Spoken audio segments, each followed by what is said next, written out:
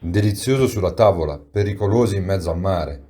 Il riccio marino è considerato un frutto gustoso regalato dal mare per accompagnare i pasti della stagione estiva. Ma partiamo dall'inizio. Che cosa sono i ricci di mare? I ricci di mare sono organismi marini invertebrati, appartenenti alla classe Echinoidea, per la presenza massiva di aculei. Ne esistono circa 950 tipologie in tutto il mondo, ma non sempre vengono considerati ovunque come degli alimenti. I paesi in cui troviamo una maggiore diffusione circondano il Mar Mediterraneo, Italia e Francia in prima linea, e l'Oceano Atlantico orientale. Vengono notevolmente apprezzati anche in nazioni come il Cile, il Giappone, l'Alaska e la Nuova Zelanda. L'habitat prediletto dai ricci di mare sono gli scogli e i fondali rocciosi, generalmente in zone profonde e poco illuminate. La specie, che popola il fondo marino del Mediterraneo, vive a circa 30 metri di distanza dalla superficie, attaccata alla Posidonia oceanica. La presenza di questi esemplari è segnale naturale della pulizia delle acque. Essi tendono infatti a fuggire da ambienti inquinati, preferendo invece aree incontaminate. Ma vediamo ora come sono fatti i ricci di mare. I ricci di mare hanno una forma rotonda e sono protetti da un guscio duro, ricoperto da più di 1 migliaio di spine. Gli aculei svolgono una funzione importantissima per l'animale, permettendogli di spostarsi lungo le pareti di roccia e nei fondali e di proteggersi dalla caccia dell'uomo. La loro pericolosità varia a seconda della specie di riccio. Quelli più comuni colpiscono i pescatori infilzandoli sulla carne, ma senza il rilascio di alcuna nocività. Al contrario, nei mari tropicali esiste una tipologia nota come riccio di fiori, che possiede delle spine cariche di veleno. I ricci di mare possono essere di vari colori, a seconda del sesso. Solitamente gli esemplari maschi sono di colore nero, mentre i femminili hanno tonalità viola, marroni, rosse, verdi oliva, ma anche rosa e blu. La respirazione avviene in una maniera singolare. Oltre che a livello cutaneo, questi animali marini respirano attraverso le branchie. Queste, denominate lanterne di Aristotele, pompano continuamente l'acqua e costituiscono un apparato masticatore costituito da 5 denti che gli consente di nutrirsi. Dal punto di vista riproduttivo sono costituiti da 5 gonadi o uova, ovvero da filamenti di colore giallo-arancione che, disposti all'interno del guscio, riproducono una forma di stella. Questa conformazione è presente generalmente nei ricci femmina. Ma cosa mangiano i ricci di mare? I ricci che vivono nella parte rocciosa dell'ambiente marino sono prevalentemente erbivori. La vegetazione offerta dalle alghe costituisce la loro principale fonte di cibo e vi si attaccano finché non le hanno divorate completamente. Diversamente, altre tipologie di ricci marini si nutrono delle sostanze organiche depositate sul fondo sabbioso, come conchiglie, spugne e altri animali marini. Ma i ricci marini sono davvero in via di estinzione? Leggiamo insieme un'intervista di Carola Arrivas Bagliardi al professore Francesco Tiralongo, biologo marino e ricercatore del Dipartimento di Scienze Biologiche, Geologiche e Ambientali dell'Università di Catania. Già il titolo di questo articolo dice tutto. I ricci di mare in Sicilia stanno scomparendo, il biologo, non mangiamoli per qualche anno. Una ricerca dell'Università di Palermo ha rilevato che queste specie è sempre più rara nelle 5 aree marine protette dell'isola. Una proposta di legge mira a vietarne la pesca per 3 anni. I ricercatori: peschiamo gli alieni per tutelare il nostro ecosistema e la nostra biodiversità. I ricci di mare sono considerati uno dei frutti di mare più ricercati provenienti dal cuore del Mediterraneo. Grazie alla delicatezza delle loro gonadi, gli organi riproduttivi, la pasta con questi ricci occupa da sempre un posto di prim'ordine tra le prelibatezze della cucina siciliana. Recentemente il progetto denominato MOPA, coordinato dal Dipartimento Scienze della Terra e del Mare dell'Università degli Studi di Palermo, con la responsabilità scientifica della professoressa Paola Gianguzza, ha appurato che il riccio di mare è sempre più raro e a rischio concreto di estinzione della specie. L'indagine ha prodotto risultati inferiori ad ogni previsione, anche perché è stata svolta nelle 5 aree marine protette della Sicilia. La questione è recentemente approdata all'ARS, con una proposta di legge presentata dal gruppo del Partito Democratico, che mira alla sospensione della pesca del riccio di mare per 3 anni, in modo da consentirne il ripopolamento nei mari regionali. Ne parliamo con Francesco Tiralongo, biologo marino e ricercatore del Dipartimento di Scienze Biologiche, Geologiche e Ambientali dell'Università di Catania. Qual è la situazione della pesca dei ricci di mare in Sicilia? La pesca del riccio di mare in Sicilia attualmente non è vietata. L'animale può essere pescato nel numero di 50 esemplari al giorno per persona, senza ausilio di bombole, oppure con un limite ben superiore da parte dei pochi pescatori professionisti autorizzati. Per il resto non può essere pescato nel periodo di fermo biologico, maggio e giugno.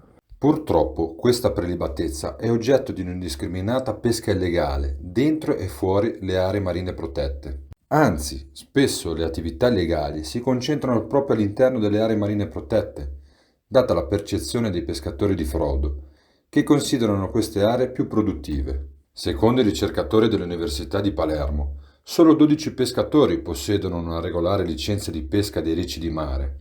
Ne deduco che la maggior parte dei deliziosi spaghetti di ricci di mare che mangiamo nelle trattorie o che arrivano sulle nostre tavole provengono da pesca illegale? Assolutamente sì. Potremmo fare benissimo a meno di mangiare il riccio di mare, almeno per qualche anno, il tempo necessario alla risorsa per riprendersi. Perché non si riesce a controllare la pesca legale? Una volta attuata la legge all'ARS, quali strategie secondo lei il governo regionale dovrebbe adottare per fermare una volta per tutte il saccheggio? Semplice, effettuare i controlli dentro e fuori le aree marine protette. Lei ha detto che proprio nelle aree marine protette ci sono meno ricci rispetto alle altre aree. Come mai? Il nostro mare ormai è molto depauperato da tante risorse. Sono diversi i fattori che possono portare al sovrasfruttamento di una risorsa.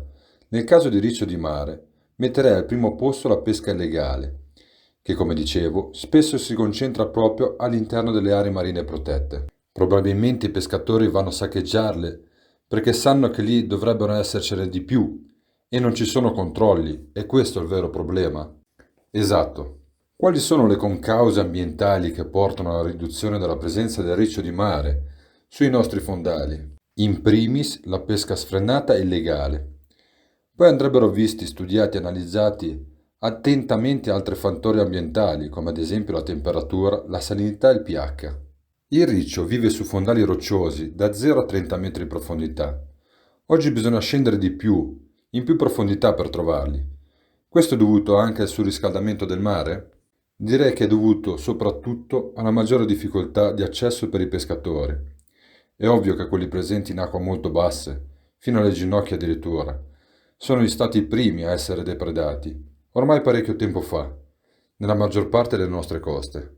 Acque più profonde, invece, non sono a portata di tutti e servono esperienza e attrezzature specifiche per arrivarci. Quali sono i rischi per l'ambiente marino se scompaiono i ricci di mare? È vero che se la loro presenza diminuisce nei mari, aumentano le alghe sui fondali? Una correlazione così semplice e lineare non è scontata. Il sistema marino è estremamente complesso e il mare è popolato da una miriade enorme di altri organismi che interagiscono costantemente tra di loro. Tuttavia è ovvio che la scomparsa di una qualsiasi specie porta a squilibri ecosistemici nella rete trofica di cui fa parte. La scomparsa dei ricci è l'ennesima dimostrazione che la crisi della biodiversità si accompagna a quella climatica. Il riccio di mare è sensibile alle condizioni ambientali? È stato anche colpito dalla crisi climatica e dall'inquinamento? Probabilmente sì, ma non ci sono dati robusti a sostegno, ripeto. Bisogna prestare attenzione alla pesca legale, lì sì che abbiamo certezza sulla relazione causa-effetto. Tante specie marine sono piene di inquinanti, come ad esempio il metilmercurio, eppure sono in perfetta salute e noi continuiamo a nutrircene. Si pensi al tonno o al pesce spada, ma anche a tanti altri pesci di piccole dimensioni. La divulgazione e l'educazione ambientale sono fondamentali per modificare l'approccio e far comprendere che le risorse ambientali non sono infinite, ma vanno gestite con saggezza?